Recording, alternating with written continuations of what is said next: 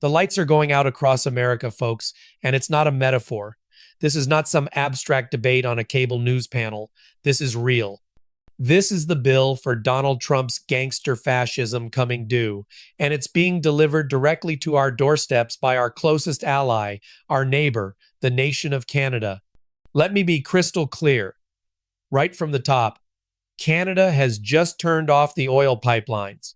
They have severed the economic artery that fuels a massive portion of the United States, and in doing so, they have exposed the Trump regime for what it is, a hollowed-out, incompetent, rogue administration propped up by nothing but bluster and threats.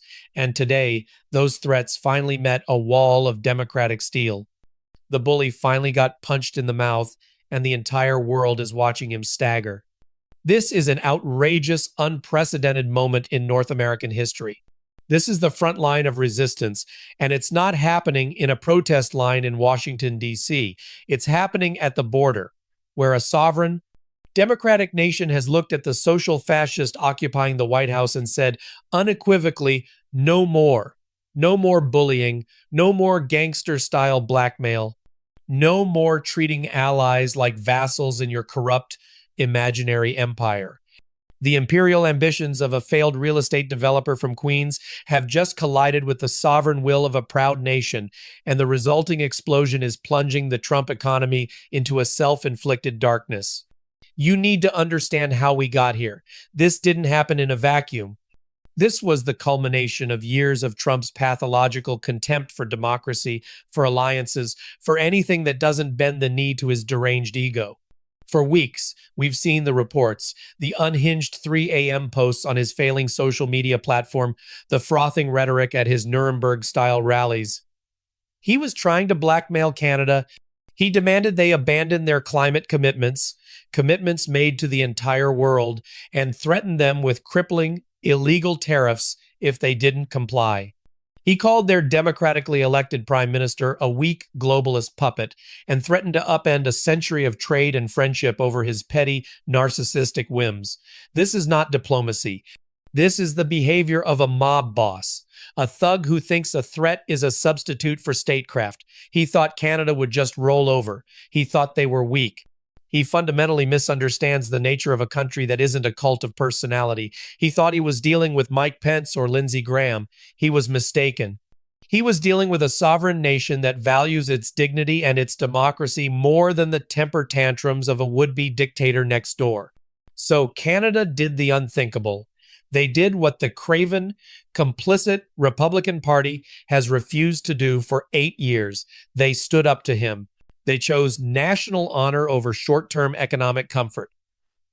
In a powerful, resolute address to their nation, the Canadian government announced the immediate suspension of all crude oil and refined petroleum exports to the United States through all major pipelines, citing the hostile and coercive economic actions undertaken by the current U.S. administration.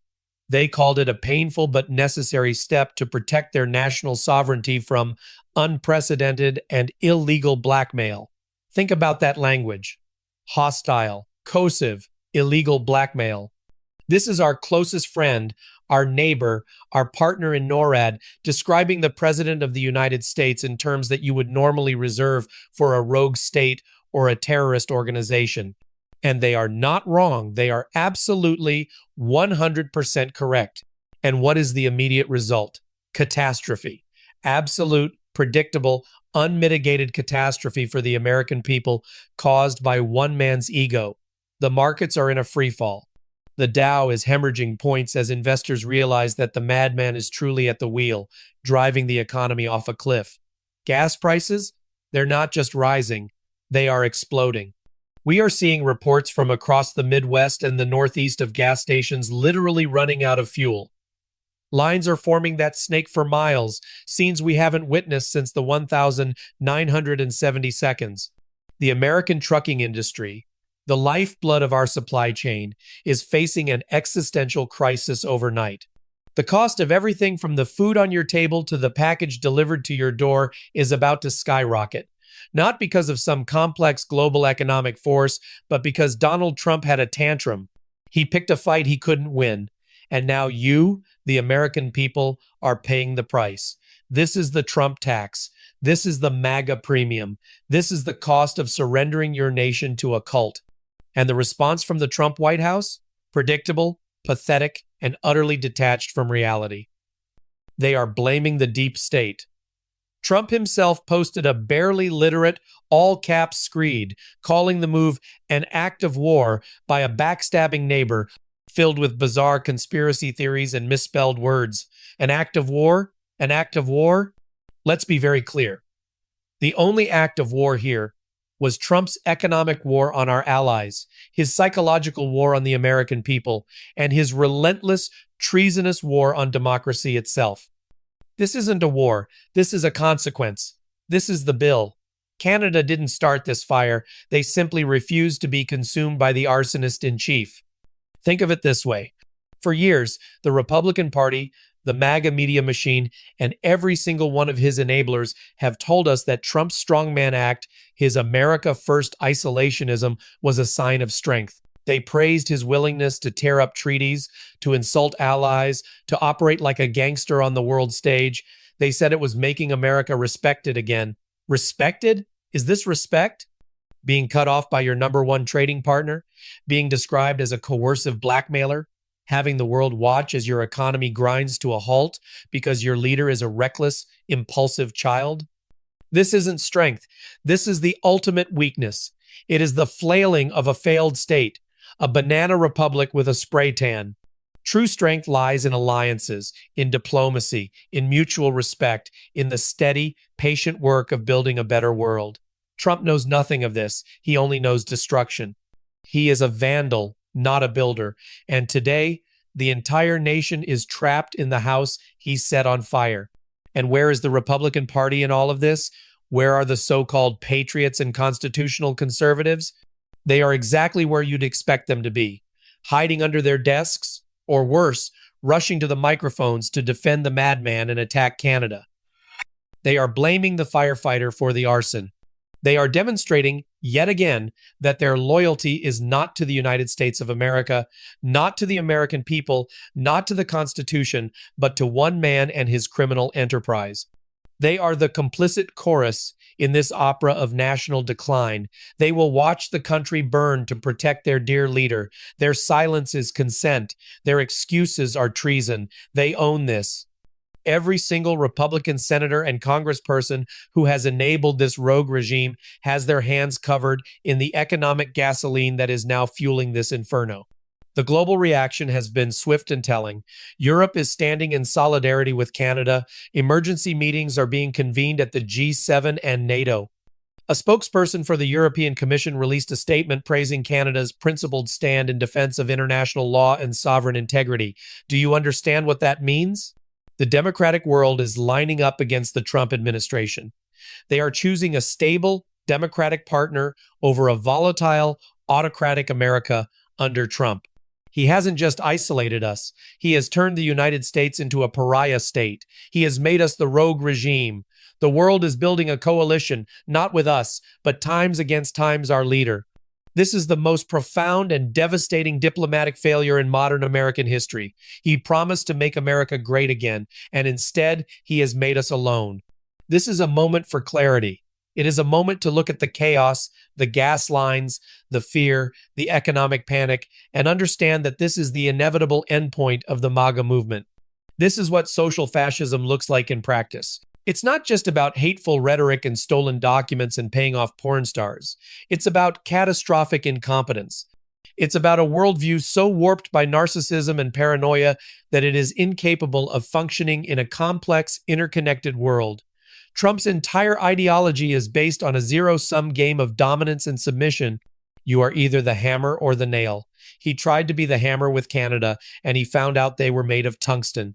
Now, the American people are being nailed to the cross of his failure. Remember what Winston Churchill said in the face of true tyranny. You cannot reason with a tiger when your head is in its mouth. For too long, the world, and many within our own country, tried to reason with the Trump tiger. They tried to normalize his behavior, to accommodate his madness, to find some common ground with his nihilistic movement. They were wrong. And today, Canada has decided to stop reasoning and start fighting back. They have pulled their head from the tiger's mouth, and in doing so have shown us all the path forward: resistance. Unyielding, unapologetic, principled resistance is the only language a bully understands. We see the chaos unfolding on social media, on X, where Trump's sycophants and Russian bots are working overtime to spin this disaster. They're claiming it's a conspiracy, that it's all part of some grand plan. A plan for what? To destroy the American economy? To make working families suffer? To prove that he is the most incompetent leader to ever occupy the Oval Office? Let's look at some of the evidence of his own unraveling. Just last week, we had the devastating testimony in the John Carroll case, where he was found liable for sexual abuse and defamation, an adjudicated rapist in the eyes of a jury. We have the ongoing prosecution for stealing top-secret nuclear documents and hoarding them in a bathroom at his gaudy resort. We have the massive fraud judgment out of New York exposing his entire business career as a lie. This is a pattern of behavior. A man who shows contempt for the rule of law at home will inevitably show contempt for international law abroad. A man who lies about his wealth will lie about his foreign policy. A man who treats people as objects to be used and discarded will treat entire nations the same way. This crisis with Canada is not an aberration. It is the absolute distillation of his character. It is the Trump doctrine made manifest. And what will happen next? The Trump regime will flail. They will threaten lawsuits they can't win. They will impose more illegal tariffs that will only hurt American consumers more. Trump will hold more rallies where he will whine and play the victim, as he always does. But the damage is done. The mask has been ripped off. The myth of the master dealmaker has been shattered for all to see. He's not a deal maker. He's a deal breaker. He doesn't build things. He breaks them. And today he has broken the most important bilateral relationship in the world. This is a dark day for America. There is no sugarcoating that. But it is also a moment of profound, terrible clarity. This is a wake-up call. This is the fire alarm ringing in the dead of night. For anyone who was still on the fence, for anyone who thought maybe he wasn't times bad, for anyone who was willing to trade democratic norms for a few cents off a gallon of gas, well, the price of gas is now $10 a gallon, and democracy is hanging by a thread. The bargain with the devil has been broken. We are the front line of the resistance here. We have been sounding this alarm for years, telling anyone who would listen, that this was not a normal political movement. This is a social fascist insurgency aimed at dismantling the American Republic. We've been called alarmists. We've been called hyperbolic. Well, look around you. Does this feel hyperbolic? Do the empty gas pumps and the plummeting 401 KS feel like an exaggeration? We were right, and we take no joy in being right. We are heartbroken to see our country brought to its knees by this corrupt, rogue regime. But we are not broken. Our resolve is stronger than ever. This moment of crisis must be a moment of mobilization. This is the time to organize, to speak out, to register every single person you know to vote. This is the time to support independent media that tells you the truth, not the MAGA propaganda machine that lies to you. This is the time to remind your neighbors who is responsible for this pain. It is not Canada. It is not some shadowy globalist conspiracy. It is Donald J. Trump and the entire Republican Party that serves as his Praetorian Guard. We have to fight back in every way we can. This fight is not just in the courts or in the halls of Congress. It is in every conversation, in every community, in every heart that still believes in the promise of a government of, by, and for the people. What Canada did was heroic. They created a firebreak against the spread of Trump's authoritarianism. Now it is our turn to extinguish the blaze. So, what do? We keep going. We keep fighting. We keep exposing the truth. Go to our website, grab some merchandise. Every dollar you spend helps us fund this fight, helps us get this message out. We are on tour, bringing this message of pro-democracy resistance to cities across the country. Check the dates, get your tickets, show up, and be a part of this movement. We need you.